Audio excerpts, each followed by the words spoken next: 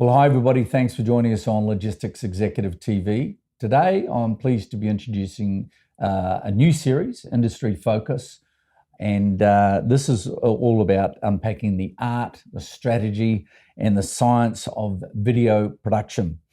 So I'm joined today by a gentleman with over 30 years experience in the game. He has led campaigns for brands, agencies and networks, both here in Australia and around the world. So whether you're into marketing online, on socials or on screen, this is something that will probably be of interest to you. So on the first program of the series today, I'm joined by award-winning producer and director, Rob Schreiber. Rob, good to see you. Thanks for joining us, man. Kim, thanks for having me on the show. Brilliant. So Rob, in this first program, we're going to talk about unpacking the producer's role in video production. Maybe for our audience, you can explain what the role of a producer is. Okay, there are some misconceptions about what a producer does. Yep. Most people think that we just book the crew and off the film production happens. It's not like that at all. Okay. We get involved at the very, very early stages of working with the director on his creative concept, and then working through them to obviously try and constrict them to a budget.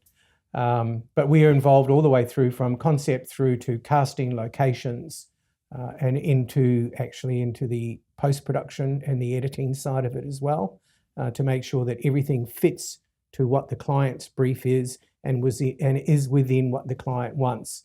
We're also the go-between between obviously the director, who's the creative, and the client. So we're that in between, that buffer. Awesome. To make sure that the client gets what they want, the director's happy with his creative concept. Okay, good stuff. So maybe you can walk us through the typical production workflow. Yes. It always starts with a concept, and whether that be for whatever the product or service may be, the marketing team and the copywriters have to come up with some concepts which are going to sell that product or service. And then once a concept has been decided, we go into a scripting stage. Once the scripting has been approved, the script's been approved, we go into storyboarding. Okay. And that shows the client what the shots are going to be before we actually get to the shoot. Once all that's signed off and everyone's happy, then we go into what I call the production stage, or the pre-production of booking the crew, casting, finding locations, working out what type of cameras and the type of equipment we need to use to produce the shots that have been agreed upon. So it's a fairly lengthy and involved process, but I actually find it one of the most enjoyable and pleasing parts of the process. Brilliant, brilliant. So maybe you can talk us through also how organisations can balance that creative element, if you like, the creative ambition, with the logistics issues of a production, and also the budget. How does that work? It can be a lot of fun, I can tell you, because directors have these crazy ideas of these things they want to do. And one of the best kind of little stories would be that we were doing a shot where a car pulls up and it's a wide shot. The camera comes in, we see who's in the car, they get out. As they come out, the camera pulls back and they walk up the stairs or up the path to the front of the house, and that's where it cuts. So the director wanted this big crane on a dolly, and wanted all. And I'm sitting there going, this is going to take a full day of the whole production to be able to do this one shot. Why don't we do it on a drone? And he looked at me and went, "Oh, we can do it on a drone?" I said, "Yes, we can."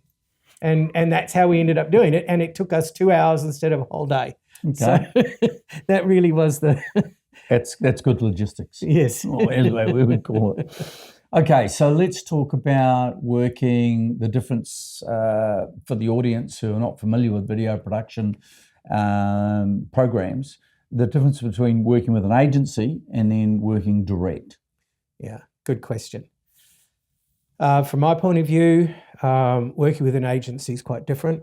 Yep. They've already got the creative. So this is an advertising agency. An advertising agency, yep. a digital marketing agency. Yep. They generally already have their creative together. They've presented it to their client. Their client signed off on it. and what they want from myself, whether I'm producing or working with a director, or I'm a director working with a producer. What they want is us to come up with a budget and a director's treatment.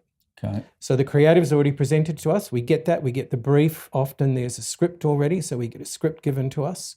And then the director comes in and does his creative treatment to it. Okay. Now that's quite an involved process and can take quite a bit of time, because if you really want to get into it, not only are you breaking down the script, you're creating a shot list and shots to put your storyboard together, and you start talking about the type of casting that you want to use, the locations, the type of wardrobe, the color scheme. You even get into music, what music you're going to want to use behind the video for the soundtrack, and breaking it all down into all those small components. So director's treatment's quite involved. From a producer's point of view, I need to sit and work with that director on that to keep him within the budget. Yep. At that point, I also have to create a budget and present a budget to the agency. Okay. Now, sometimes you get an idea just because you've been doing it for so long, you know what their budget's going to be. Yep. Sometimes you have no idea. And so you just kind of go, well, I hope I'm going to be within the budget restrictions or constraints. All right. And so that's how that process works. And I mean, really, for a director's treatment and a budget, this can take up to 2 weeks. Okay. So you're working on these things full time together. Okay. So you hope that you get the project. Okay. Well, that's right. And I mean, it's a competitive industry, and it's he or she who dares wins in terms of the ability to create the right creative and then get the right production and direction together. Yeah. Yeah. So agencies will have to, or would normally present 3 options from 3 production houses. Okay. Obviously, the agency will have its preferred production house that they like working with, and they'll often push that forward.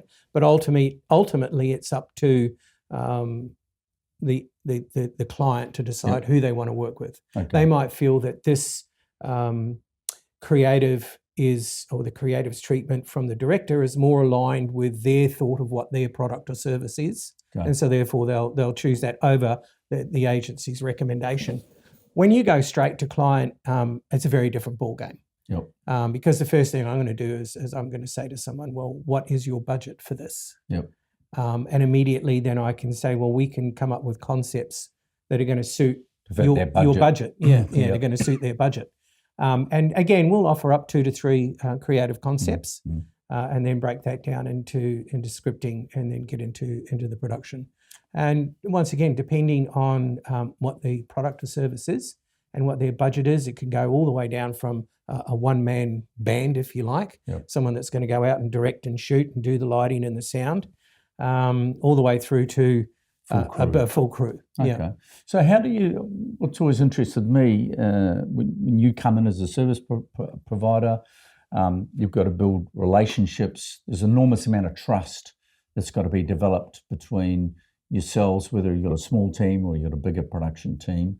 How do you build that trust quickly enough to be able to get the client that they're comfortable with what you're doing, and whether that's with a new customer or somebody you've worked with before? How do you build that trust? Yeah, it's interesting.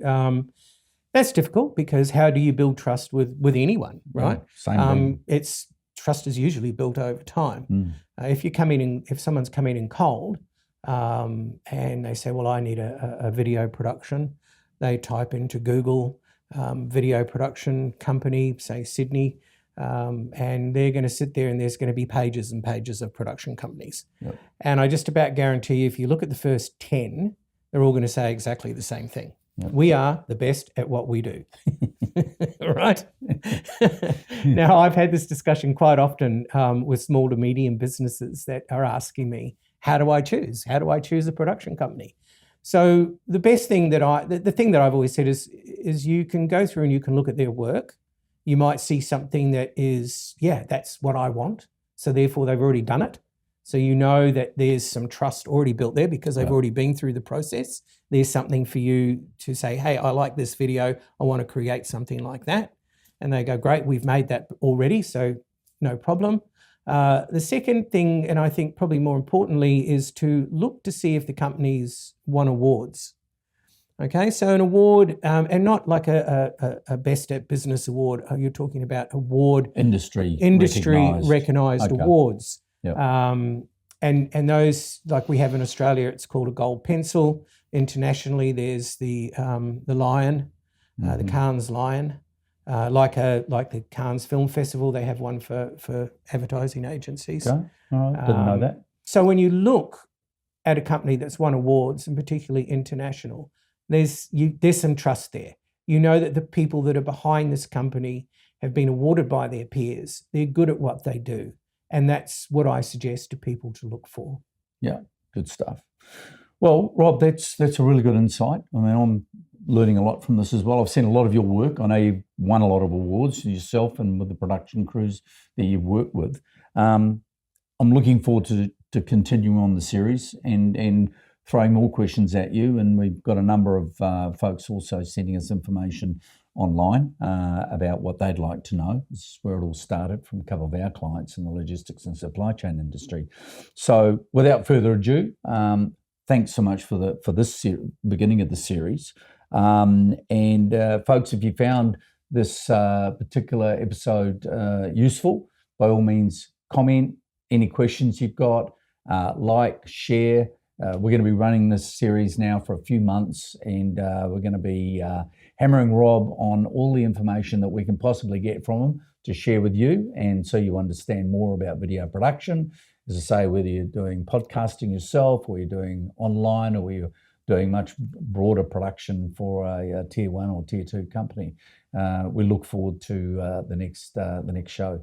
So, Rob, thanks for joining us. Thanks, Kim, for having me. Yeah, good on you, and we'll talk to you again soon. Thank you. Thanks, everybody, for watching Logistics Executive TV.